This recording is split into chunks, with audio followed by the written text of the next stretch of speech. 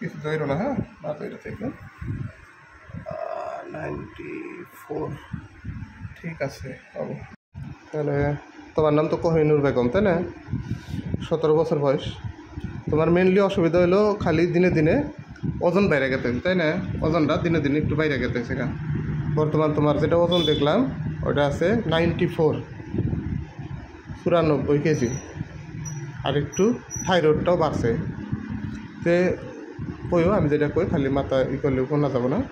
তারপরে তোমার মিন যেটা আছে পিরিয়ড, ওটা একটু লেট, 3 মাস যেটা করলেও যাহে না, তাই না? আর সাথে বকা সিরাপের প্রবলেম আছে।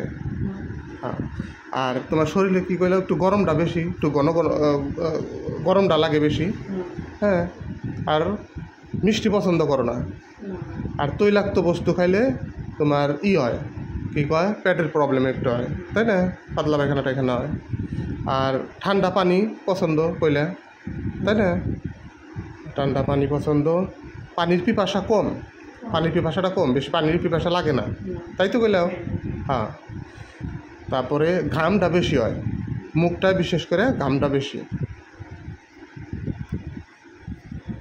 আর আর এমনি মানসিকভাবে তোমার রাগটা বেশি উঠে না, একটুতে যে বাঞ্চাতে ক্যাচাল বেচাল নাড়াই ওইগুলো হয় না, না?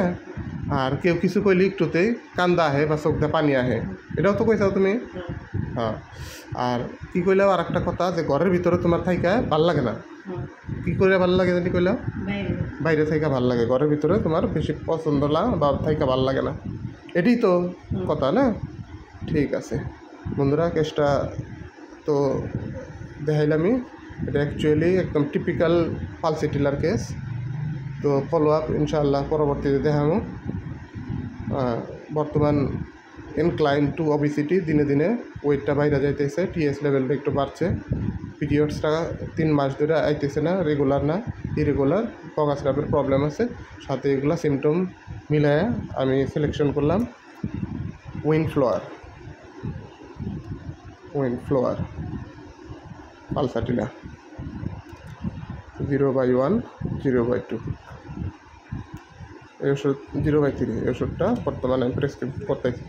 Thank you.